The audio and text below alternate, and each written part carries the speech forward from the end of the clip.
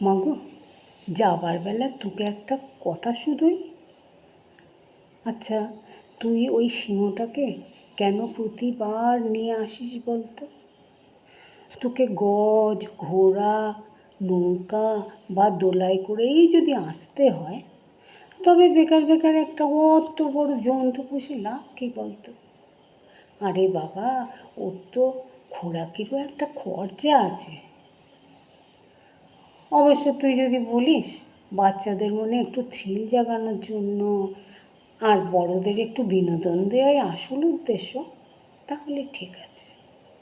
আর যদি বলিস অসুরকে একটু গাবড়ে দেবার জন্য বা ভয় দেখানোর জন্য, তাহলে বলবো কোনো লাভ হয়নি কো। আরে বাবা, অসুর তো আর মানুষ লয় কো।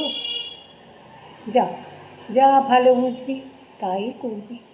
তবে একটা কথা মা, এই সন্তানদের একটু দেখে রাখিস, যেন আমরা সকলে মিলে এত এত ডিয়ে পাই।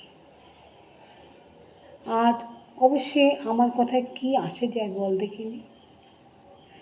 পেন নাম নিস মা, পেন নাম নিস। আবার আসিস মা।